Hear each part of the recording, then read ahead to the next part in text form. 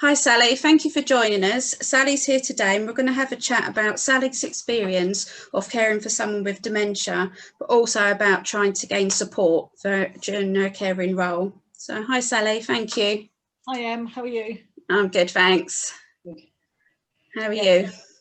I'm okay now, better than I was a year ago. Last year my dad was taken out. My dad has dementia and he was taken into hospital on the 16th of December. He didn't come out till the 8th of January. We didn't know if he would come out, to be honest. He had to have an amputation on a toe and he was taken to Brighton Hospital. It was a horrible experience, and I don't know what I'd have done without you guys, you and Lou.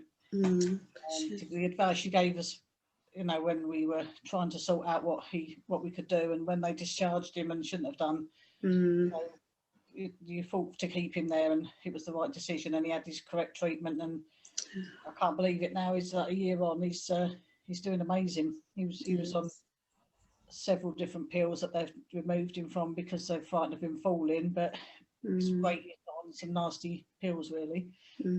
Yeah, he's deteriorated through COVID, definitely. Yeah. So yeah, it's been a long road. Yeah, I was going to say, how long is it ago now that we first met, Sally? It was quite a while ago now, wasn't it? Yeah, it was. It was about 5 or 6 years ago. And used to go to a different support group, and they stopped, and just didn't know what we were going to do. The carers didn't know what we were going to do without you. And you and Lou, started up DISC and never looked back. It's been amazing. Oh, thank you. What you've given all of us is incredible. I speak for myself, but I know I'll be speaking for a lot of other people as well. So your knowledge is invaluable. Oh, thank you. So you've done some courses as well with us, didn't you? I have, yeah, and again, absolutely brilliant, totally different insight into, the last part of the journey, if you like, or later, shall we say, and that definitely came in handy when Dad was in hospital, because some of the stuff that had been spoken about in the course came up. And it's also making me look at the way I do things in my own life. Making sure things are in place to make sure that we're making the right choices and making things easy for our children. Yeah, that's a very good point. We're actually moving hopefully early next year. I was speaking to my solicitor today, and we're going to have a tenancy in common rather than an ownership thing, and so just makes again safeguarding assets really for your children or whatever, whoever's left behind. Yeah, or whatever. That's brilliant. So, which I'd never even heard of tenancy in common before.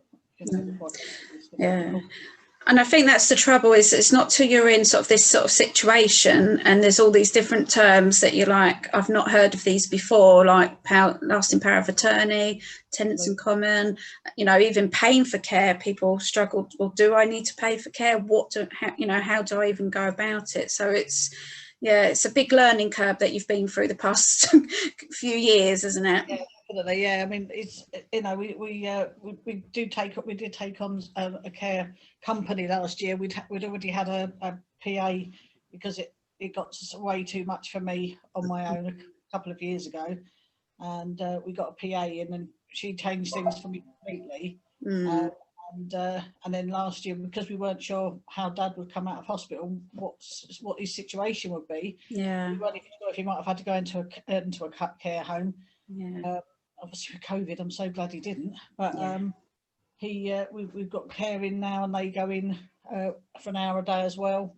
And it's also given my mum a new lease of life, to be honest. It's made her feel more confident.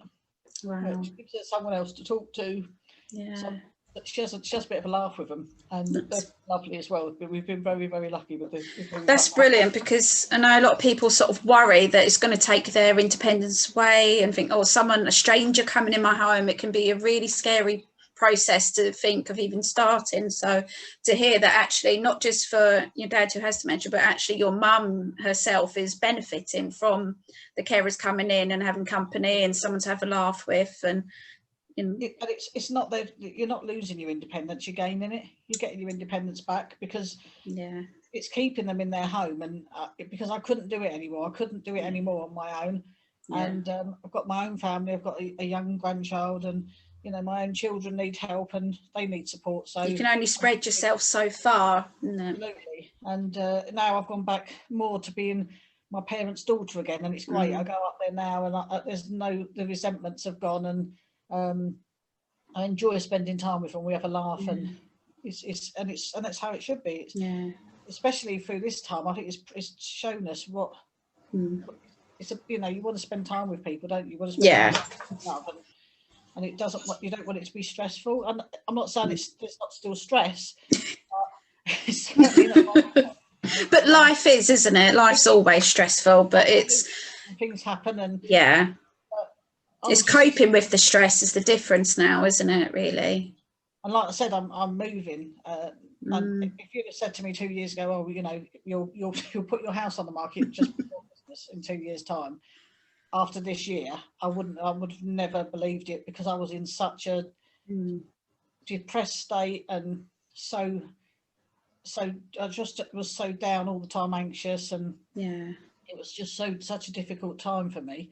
Just didn't think, and for my family, quite honestly, and I just didn't think I would ever move and add that sort of stress to it. The stress, the energy, and the mental ability, isn't it, to actually think, let's get the house on the market, let's do this. It wouldn't even been on your radar back then, because you were sort of living day to day, weren't you, back then? And appointment to appointment as well, wasn't it?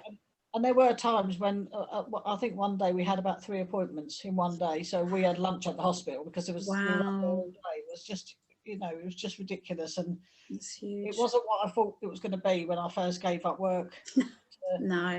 We went from sort of a couple of things a week and popping around to make sure everything was okay and keeping on top of financial stuff, to it was like a full-time, I'm full-time but carer, but it was really overwhelming, wasn't it, at the time? When you're caring for other people, it's such a responsibility, making those choices for them and stuff. And I'm so glad as well that we've got power of attorney, and because you can make these decisions, and you haven't got that worrying like that you're using a bank card that you shouldn't be and stuff like that, because I've got my own bank card for their account, and doing it all legally and above board, and that takes pressure off. And you're safeguarding your dad as well, and your mum, aren't you? You're able to. Absolutely. And it's not a hard process, and it's actually got even easier. And I think the costs come down as well, so it's definitely something you need to consider when you're in a caring role. Definitely. Whether it's whoever it's for, whether it's your parents or spouse, whatever. Definitely, because I think this is it. Me and Louise talk a lot about power of attorney, but people don't realise actually that legal responsibility that it does give. So it is a huge responsibility, and I think that's obviously you were feeling all of that responsibility, and it's huge, isn't it? And this is where, if you can share that responsibility to get someone in to do some of the practical things, like appointments, like housework, a bit of cooking, and helping with that, it helps leave your energy for the other big things as well that need doing. And for the fun things as well. It's because it was getting to the stage where we never did anything fun. We never went out for lunch or met up for sort of socialising. It was just because it was always, because you had to be there, because there was an appointment, there was there was a job to be done. I mean, I remember we were driving back from the hospital, I think it was not last Christmas, it was the Christmas before.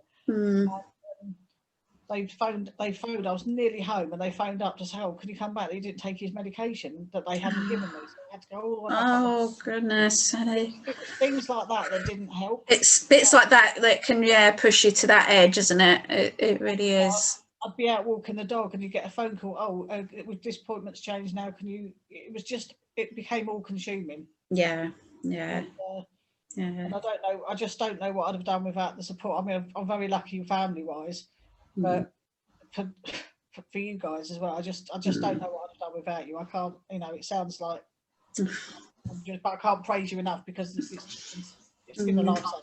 Well, no, we appreciate that, but that's why we're here, because this is trouble when a carer like yourself gives up everything to go in and take on that caring role. You take on such a huge responsibility, and as you say, you didn't quite think it would get to the stage it ended up at, because it's, yeah, you're popping round, you think, well, I'll do that anyway, I'll pop in and see mum and dad anyway, I'll help with the paper, I'll help with a few appointments, you know, and with all good intentions, you're, you know, being a great daughter and wanting to do all that.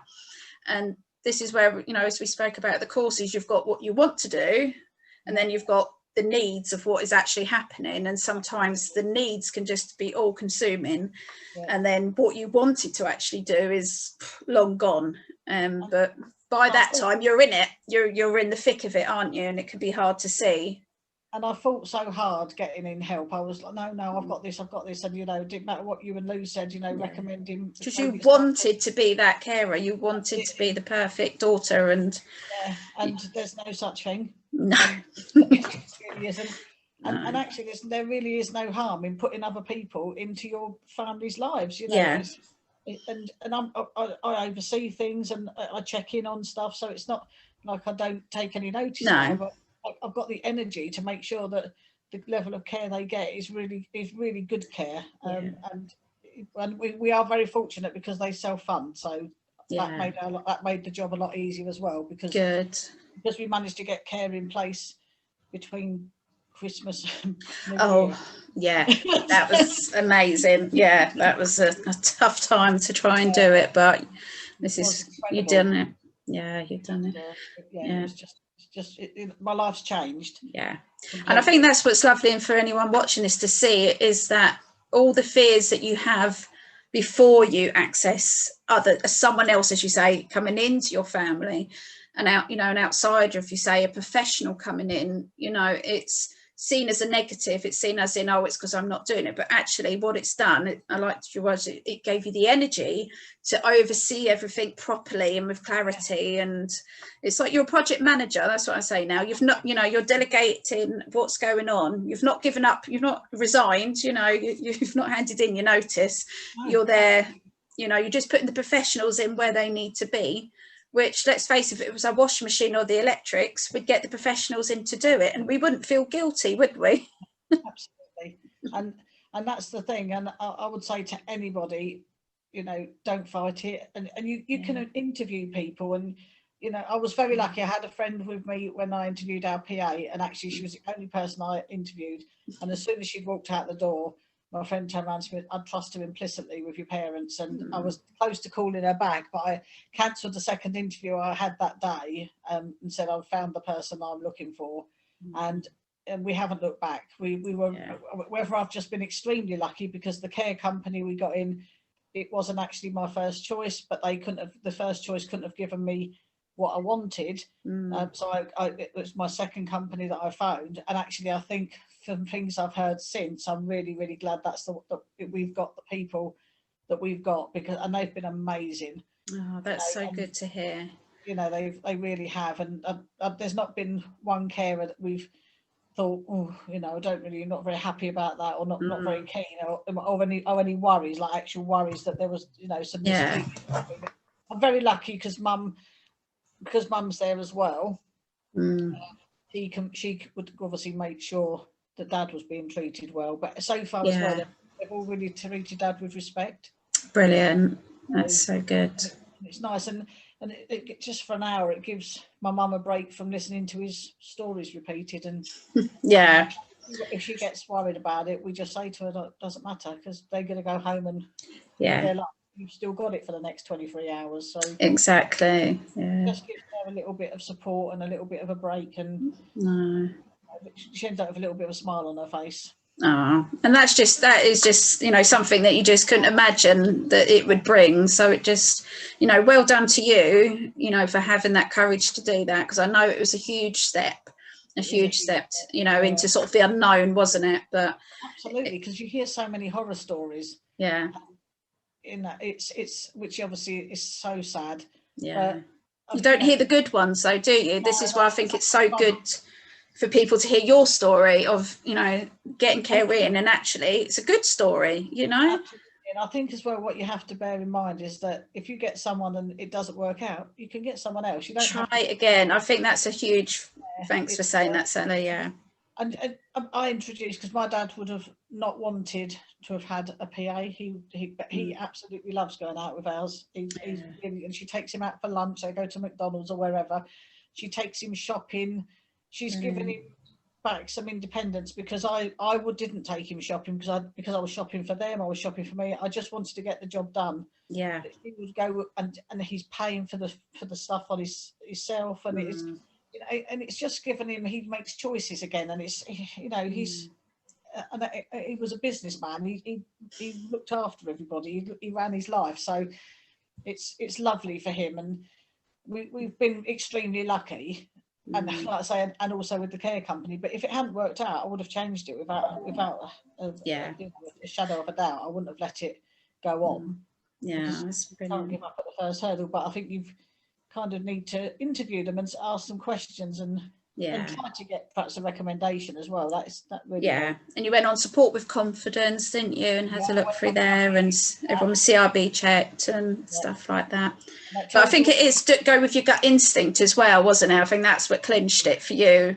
Yeah, and they also on the Support with Confidence, they'll tell you what they do. So some might not do personal care. Our PA doesn't, but that's fine, because that's not where we're at. So it's fine. But our care company does do personal. So you've got that as a backup if things change. Yeah. Absolutely. And then we've got our PA that can still do taking out, and she loves going around there as well, which is really lovely. She enjoys going to them as much as they enjoy seeing her, you know. It's a two-way street, isn't it? It's a two-way street. And I think going back to what you said about, you know, your dad wouldn't have accepted a PA or a carer or anything like that using that language, but a friend coming around to see them, you know, and then you build on that relationship and build on the trust. I introduced her as a friend of mine, that she was going to help me with appointments and stuff, and that's how it started off. You know, she started, and I was still doing certain appointments, very regular, and in the end she kind of just took the reins gradually, wasn't it? It was, and now I'm more than happy, you know. Like, got the reins now. She'll contact me and she'll say, "Oh, can you do an appointment?" You know, I can fit it in now. Yes, absolutely, and that's the beauty of it. I can. There's a choice, Sally, isn't it? You've got a choice now, which I think takes a lot of pressure off. And also, it's quite nice now if I take him out, because obviously of COVID and not being able to. I think, well, I've got a genuine excuse to spend general reason to get out of the four walls. So it's we go, and we're very lucky. He's very happy guy, and so he's you know, he's very quick to laugh, and he's a lovely guy to spend time with. So if that's that really helps. So no wonder they enjoy it. That's it. Yeah, that's good. Yeah, even Luna agrees. So. Oh, but I think I'll leave that there, Sally, because that's just, thank you so much. And I think that's so useful to see that, you know, as you say, we hear the horror stories, but, you know, seldom do we hear actually the stories that work well.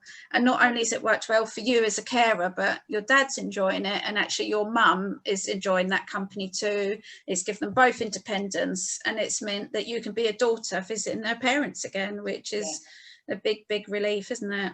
Definitely, it's been amazing. It's been an amazing journey, really. But I definitely prefer this side of it than a couple of years ago. Definitely. Yeah. And I think it is that journey, isn't it? And I think for people to know that they're not on their own, and to, you know, to call DISC or who, you know, wherever you are, if there is a support service, you know, call them. They will help you, and you not give up, as you say, at the first hurdle. Yeah. It's I think as well, my original my first impression of support groups was a bit tree huggy, and could have been further from the truth. We might laugh, we can say anything, because we're all in the same boat, so we know when nothing's out of bounds for us to say, and it's you know, we can just be honest and and then you just recharge your batteries for a couple of hours, and it just makes you a better carer in the end, really. It does. Just gives you that bit of breathing space, that we are not on your own, and that's the most important thing. I was going to say, meeting others in the same situation, even though the situation could be so different, but you just all get each other, don't you? And you can share tips as well, just different ideas of different things that you can do, and you know, what might work for one person won't work for another person. You know, I've had people sort of pushing towards like singing groups and things like that. Well, that's not something my dad would have done. Yeah. For dementia, and he certainly doesn't want to do it now. He'll go in there and he'd tell him exactly what he thought. So yeah, exactly. Yeah, it's just the most important thing is that you're not on your own. Yeah, definitely. It is out there. Even if it's on the phone, it is out there. Definitely. Okay, thank you, Sally. Thank you.